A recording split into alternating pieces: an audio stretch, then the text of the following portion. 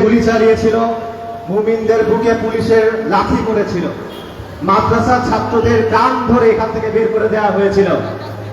হাসিনার সংসদ, হাসিনার মন্ত্রী সংসদে দাঁড়িয়ে বলেছিল হেফাজত সুবহানাল্লাহ বলতে বলতে পালিয়ে গেছে। পত্রিকাতে খবর এসেছিল শাপলা চত্বরে হেফাজতের তাণ্ডব। হাসিনা বলেছিল ওরা রং মেখে শুয়েছিল। আজকে শাপলা চত্বর আছে, আজকে তাওহীদি জনতা আছে, আজকে এই জমিনে কালেমা আছে, আজকে এই জমিনে তাওহীদ আছে, আজকে এই জমিনে হাসিনা নাই, হাসিনা পালায় গেছে। আলহামদুলিল্লাহ, আল্লাহ আযজা ওয়া জাল দিনগুলোকে এভাবে আবর্তিত করেন। আমরা এখান থেকে হাসিনাকে বলি, হাসিনা আল্লাহ তোমাকে পরাজিত করছেন, আল্লাহ তোমাকে অপমানিত করছেন, আল্লাহ তোমাকে লাঞ্ছিত করছেন। আল্লাহ আল জব্বার আল মুতাকাব্বির আল কাহির আল কাহ্হার তোমাকে লাঞ্ছিত করছেন দুনিয়াতে, ইনশাআল্লাহ আল্লাহ তোমাকে আখিরাতেও লাঞ্ছিত করবেন। এই জমিনে ইসলাম আছে, এই জমিনে ইসলাম থাকবে ইনশাআল্লাহ।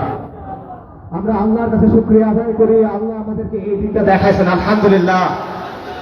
আমরা আল্লাহর কাছে শুকরিয়া আদায় করি, আল্লাহ আমাদেরকে হাসিনার পতন দেখাইছেন, আলহামদুলিল্লাহ। আমরা আল্লাহর কাছে শুকরিয়া আদায় করি, আল্লাহ আমাদেরকে জুলাই দেখাইছেন, আলহামদুলিল্লাহ। জুলাইয়ের অর্জন আমাদের রক্ষা করতে হবে। আমাদের অনেক ভাইরা প্রশ্ন করেন জুলাইকে এত গুরুত্ব দেওয়ার কারণ কি? জুলাইয়ের পর কি বৈষম্য দূর হলো? জুলাইয়ের পর কি অবিচার দূর হলো? জুলাইয়ের পর কি জুলুম দূর হলো? হয় নাই। জুলাইয়ের পর কি ইনসাফ কায়েম হয়েছে? হয় নাই। জুলাইয়ের পর কি দিন কায়েম হয়েছে? হয় নাই। তাহলে জুলাইয়ের এত গুরুত্ব কেন? কোনো কিছুই হয় নাই, তারপরে জুলাইয়ের গুরুত্ব আছে। গুরুত্ব আছে কারণ জুলাই হলো আওয়ামী জাহিলিয়াতের বিরুদ্ধে এই জমিনের মানুষের অভ্যুত্থান। জুলাই হলো 15 বছরের জুলুমের বিরুদ্ধে এই জমিনের মানুষের ক্ষোভের বিস্ফোরণ। জুলাই হলো ভারতীয় আধিপত্যবাদের বিরুদ্ধে মুসলিম বঙ্গের মুসলিমদের অভ্যুত্থান। এর কোনটাকে আপনি অস্বীকার করবেন? এর কোনটাকে আপনি গুরুত্ব দিবেন না? এবং আমরা মনে করি, আমি আল্লাহর কাছে দোয়া করি, আমি বারবার আল্লাহর কাছে দোয়া করি, আল্লাহ যেন জুলাইকে এই জমিনের জন্য ইয়াউমুল বুআস হিসেবে কবুল করেন। আপনারা কি জানেন ইয়াউমুল বুআস কি? ইয়াউমুল বুআস হলো ওই দিন যেই দিনের মাধ্যমে আল্লাহ আযজা ওয়া জাল মদিনাল মুনাওয়ারাকে নবী সাল্লাল্লাহু আলাইহি ওয়াসাল্লামের জন্য প্রস্তুত করে দিয়েছিলেন। ইয়াউমুল বুআস হলো ওই দিন যেই দিনের মাধ্যমে আল্লাহ মদিনাকে ইসলামের জন্য উর্বর করে দিয়েছিলেন। আমরা আল্লাহর কাছে দোয়া করি, আল্লাহ যেন জুলাইকে ওরকম ভাবে কবুল করেন যাতে করে এই জমিন, এই জাতি, এই কওম দ্বীন ইসলাম প্রতিষ্ঠার জন্য উপযুক্ত হয়ে ওঠে। তাই জুলাইয়ের অর্জন রক্ষা করতে হবে। আজ অনেকেই আবার আগের সময় ফিরায় আনতে চাচ্ছে। আবার মিথ্যা মামলা শুরু হলো, আবার জঙ্গি নাটক শুরু হলো, আবার হয়রানি শুরু হলো। হাসিনা পালানোর 1 বছর হলো, কিন্তু আমরা কোনো পরিবর্তন দেখলাম না।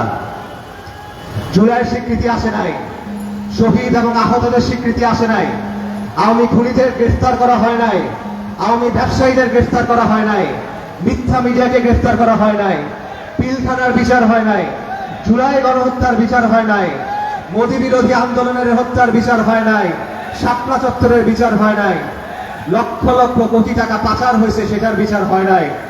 এই জমিনের মজলুম খেটে খাওয়া মেহনতি মানুষ এখনো তাদের হক বুঝে পায় নাই। এই কোনো কিছু হয় নাই, কিন্তু কি হয়েছে? চাঁদাবাজি হয়েছে, ছিনতাই, জমি দখল, দুর্নীতি, স্বজনপ্রীতি, এই কাজগুলো হয়েছে। এগুলো বন্ধ করার দিকে ইন্টারিমের মনোযোগ নাই। ইন্টারিমের মনোযোগ কোন দিকে? দেশ বিরোধী চুক্তি করা ইন্টারিমের মনোযোগ, করিডোরে ইন্টারিমের মনোযোগ, শাহবাগীদের খুশি করার দিকে ইন্টারিমের মনোযোগ। আর এই জমিনে জাতিসংঘের মানবাধিকার কমিশনের অফিস খোলার দিকে ইন্টারিমের মনোযোগ। এই জমিনে কুফরি আদর্শ প্রতিষ্ঠিত করার দিকে তাদের মনোযোগ। পশ্চিমের জাহিলি কালচার প্রতিষ্ঠিত করার দিকে তাদের মনোযোগ। এই জন্য আমরা আন্দোলন করি নাই, এই জন্য শহীদরা রক্ত দেয় নাই, এই জন্য আবু সাইদ রক্ত দেয় নাই, এই জন্য আসহাবুল ইয়ামিনরা রক্ত দেয় নাই। ভারতের দালালি এই জমিনে চলবে না, আমেরিকার দালালি এই জমিনে চলবে না, কোন বিদেশি শক্তির দালালি এই জমিনে চলবে না, চলবে না, চলবে না, চলতে দেওয়া হবে না। আমরা ইন্টারনেটকে বলি, আপনারা যদি হাসিনার মতো করেন তাহলে আপনাদের পরিণতিও হাসিনার মতোই হবে, আজ হোক বা কাল। বাংলাদেশের মানুষ বুঝে না বুঝে আপনাদেরকে যে দায়িত্ব দিয়েছে সেই দায়িত্ব পালন করার চেষ্টা করেন, হাসিনার অনুসারী হবেন না। প্রিয় ভাইরা, আমি আপনাদেরকে বলি, পলাশীর যুদ্ধের পর থেকে এই জমিনে ইসলাম এবং মুসলিম পরিচয়কে আক্রমণ করা হচ্ছে, ইসলাম এবং মুসলিম পরিচয়কে দমন করে রাখা হচ্ছে। প্রথমে আক্রমণ করেছে কাফের ফিরিঙ্গিরা, তারপর আক্রমণ করেছে কলকাতার বাবুরা, তারপর আক্রমণ করেছে কংগ্রেসের নেতারা, আর তারপর আক্রমণ করেছে কিছু মুসলিম নামধারী সেকুলাররা। এবং এরা সব সময় চায় সমাজ থেকে, শাসন থেকে, ইতিহাস থেকে, সংস্কৃতি থেকে ইসলাম এবং মুসলিম পরিচয়কে দূরে সরিয়ে রাখতে। এরা আমাদেরকে দ্বিতীয় শ্রেণীর নাগরিক বানায় রাখে, এরা আমাদের হক আমাদেরকে দেয় না, এরা আমাদের জমিনে আমাদেরকে দাঁড়াতে দেয় না, এরা আমাদের জমিনে দাঁড়ায় আমাদের কথা বলতে দেয় না। প্রতিটা ক্ষেত্রে তারা আমাদের সাথে বৈষম্য করে, দাড়ির জন্য বৈষম্য করে, টুপির জন্য বৈষম্য করে, হিজাবের জন্য বৈষম্য করে, নিকাবের জন্য বৈষম্য করে। চাকরিতে বৈষম্য, পরীক্ষার হলে বৈষম্য, প্রশাসনে বৈষম্য, বিচারের ক্ষেত্রে বৈষম্য, জামিনের ক্ষেত্রে বৈষম্য, প্রতিটা পদে পদে তারা আমাদের সাথে বৈষম্য করে। আমরা এই জমিনের সন্তান, আমরা এখানে ভেসে আসি নাই, আমরা এই জমিনের সন্তান। এই জমিনের ইতিহাসে বারবার সবার আগে এই জমিনের জন্য, এই কমের জন্য আমরাই দাঁড়িয়েছি এবং আমরাই দাঁড়াবো ইনশাআল্লাহ। এই জমিনের উপরে আমাদের হিস্সা আছে। হাসিনার সময় সবচেয়ে বেশি নির্যাতিত হয়েছে আমরা, আমাদেরকে মিথ্যা মামলা দিয়েছে, আমাদেরকে গুম করেছে, নির্যাতন করেছে, জঙ্গি বলে হত্যা করেছে। তারপরও এত অত্যাচারের পর, এত জুলুমের পর আর কোন জনগোষ্ঠী আছে যারা আন্দোলন চালিয়ে গেছে? আর কোন জনগোষ্ঠী আছে এত কিছুর পরও হাসিনার বিরুদ্ধে প্রতিরোধ গড়ে তুলেছে? এই সব কিছুর পরও আজও আমাদের সাথে বৈষম্য, এই সব কিছুর পরও আজও আমাদেরকে দ্বিতীয় শ্রেণীর নাগরিক বানিয়ে রাখার চেষ্টা। অনেক হয়েছে, আর না, আমরা আর এই বৈষম্য মেনে নিব না। আওয়ামী জাহিলিয়াতের বিরুদ্ধে লড়াই শেষ হয়েছে, কিন্তু বৈষম্যের বিরুদ্ধে আমাদের যে প্রতিরোধ সেটা চলবে। আমাদের হক বুঝে নেওয়ার জন্য আমাদের যে লড়াই সেটা চলবে। আমাদের দিনে আমাদের খুঁটি গড়ার যে লড়াই সেটা চলবে। এই জমিনের উপর আমাদের সীমানা দেওয়ার, আমাদের হিস্সা বুঝে নেওয়ার যে লড়াই সেটা চলবে। এবং এই লড়াই আপনাদের সবাইকে করতে হবে। এবং এই জন্যই আজকের আয়োজন, এই বার্তাটা আপনাদেরকে বুঝাই দেওয়ার জন্য আজকের আয়োজন। আমাদেরকে সক্রিয় থাকতে হবে, আমাদেরকে সোচ্চার থাকতে হবে, আমাদেরকে সতর্ক থাকতে হবে। দুনিয়াতে অধিকার কেউ কাউকে এসে দিয়ে যায় না ভাই, অধিকার আদায় করে নিতে হয়। হক কেউ এসে দিয়ে যাবে না, হক আদায় করে নিতে হবে। আমাদের হক আমাদের আদায় করে নিতে হবে। এই হকের জন্য আপনাদের সদা প্রস্তুত থাকতে হবে।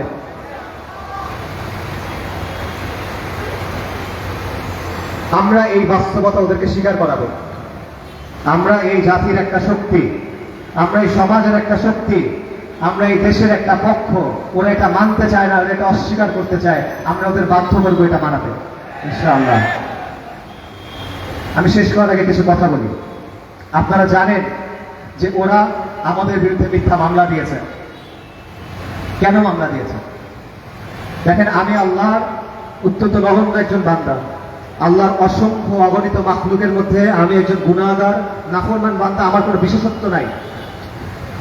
একটা মাত্র কারণে তারা আমাদের বিরুদ্ধে মামলা দিয়েছে, কারণ আমরা দ্বীন ইসলামের কথা বলি, আমরা সমাজ ও শাসনে ইসলাম কায়েমের কথা বলি, আমরা পূর্ণাঙ্গ ইসলামের কথা বলি, কোনো আবশ্যহীন ভাবে বলি, রাগভাগ ছাড়া বলি। আমরা ওদের বানানো তন্ত্র মন্ত্রের বিরুদ্ধে বলি। এই কারণে তারা আমাদের বিরুদ্ধে মামলা দিয়েছে, আর কোনো কারণ নাই। যদি আমরা দ্বীনের জন্য কথা বলার জন্য মামলা দেয়, যদি এই দ্বীনের জন্য কথা বলার কারণে আমাদের বন্দী হতে হয়, যদি গুম করা হয়, যদি হামলা করা হয়, যদি হত্যা করা হয়, আলহামদুলিল্লাহ, আমরা তো এই জিনিসটি আল্লাহর কাছ থেকে খুঁজতেছি। তবে আপনাদের ওয়াদা করতে হবে, আপনাদের নিজেদেরকে প্রশ্ন করতে হবে যে এই কাজের জন্য আপনারা আছেন কিনা।